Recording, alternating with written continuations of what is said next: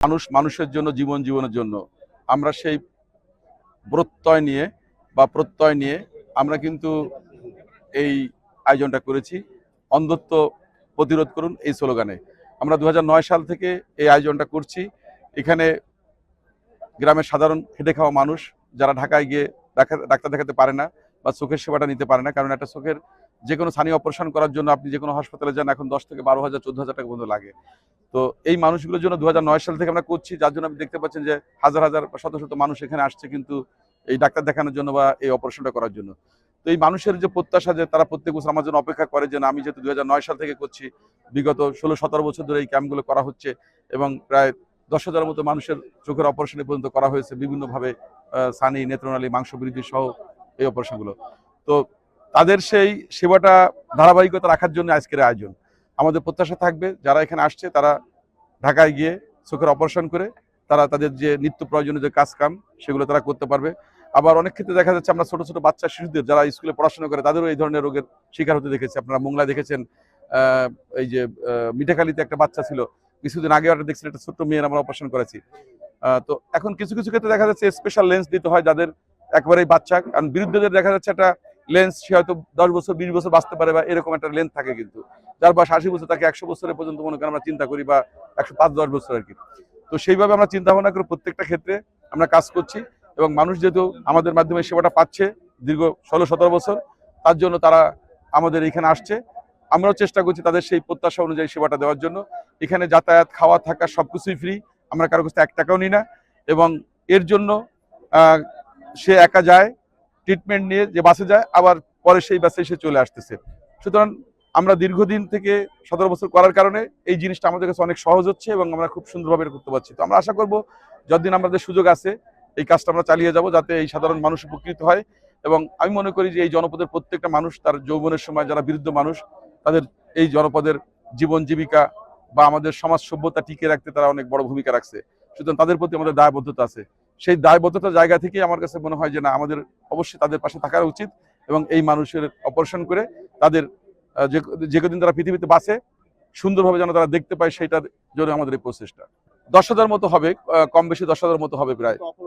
হ্যাঁ, চিকিৎসা কত হয়েছে আসলে লক্ষাধিকের বেশি হবে, কারণ আমরা কোনো বছর 5,000, 10,000, কারণ 2 বছর দেখা যাচ্ছে 2 দিন করা হলে আরো বেশি লোকের দেখা হচ্ছে। আর এখানে অনেক আছে প্রাইমারি ট্রিটমেন্ট নিয়ে যাচ্ছে, আর অনেক আছে দেখা যাচ্ছে যে মনে করেন আপনার চোখের দৃষ্টিশক্তি সমস্যা আছে, সেগুলোকে যেমন লাস্ট যে আমরা ক্যাম্প করেছি সেখানে 1000 মানুষকে আমরা চশমা দিয়েছিলাম। বাট চশমা দিলে দেখা যাচ্ছে অনেক বেশি বিশৃঙ্খল হয়, অন্যান্য রোগগুলো দেখতে সমস্যা হয়, কিন্তু চশমার দাম বেশি না কিন্তু। তো এই জন্য আমরা এবার চশমার অবস্থা রাখি না, বাট তাদের জন্য যারা আসছে ট্রিটমেন্ট নিয়ে দেখা গেল কোনো অসুবিধা না, ড্রপের ব্যবস্থা আছে, ওষুধের ব্যবস্থা আছে এবং প্রাইমারি যে ট্রিটমেন্টগুলো সেগুলো আমরা দিয়ে দিচ্ছি। আর বাছাইকৃত রোগীদের আমরা ঢাকায় নিয়ে অপারেশন করবো। সকল প্রটোকলকে লঙ্ঘন করে মানুষের সেবা অবতীর্ণ হয়েছেন। 10টায় উদ্বোধনের কথা নয় করুন এবং মংলা রামপাল আগামী দিনে বাংলাদেশের টার্নিং পয়েন্ট তৈরি হবে। এই পেরিখালির ঐতিহাসিক স্কুল ময়দানে তিনি আর মন্ত্রী হওয়ার সত্ত্বেও জাতীয় পতাকা বহনকারী আর আমার এই সেবায় সবচাইতে কল্যাণকামী কর্মকাণ্ড চক্ষু শিবিরের মধ্য দিয়ে বেশি লোকের বদলাতে এই অঞ্চলের বিভিন্ন সংবাদগুলো সীমা ছিল। উনি অনেকগুলো করতে গেলেও উনি এই রাষ্ট্রের এই প্রধানমন্ত্রী এই দলের আমরা সুনাম অক্ষর মানুষের কল্যাণমুখী কাজ, সেই কাজের আয়োজন করে প্রমাণ করলেন।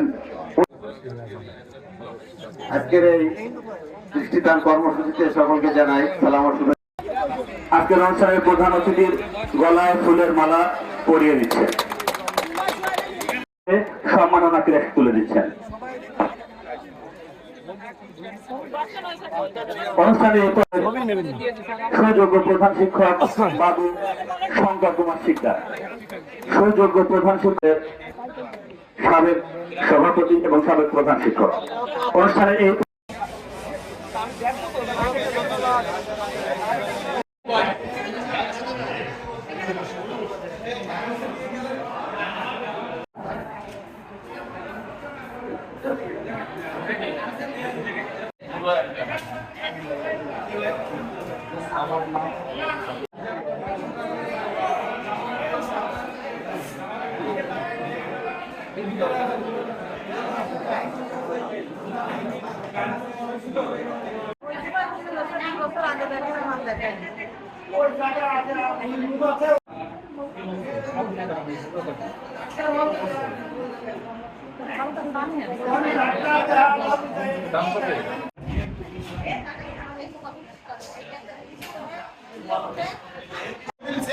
এখন বসাবো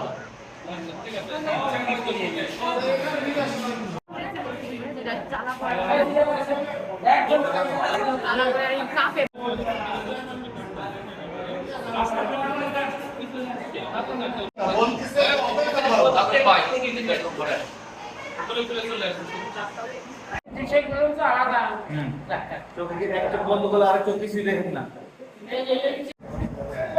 বড় করে দেখা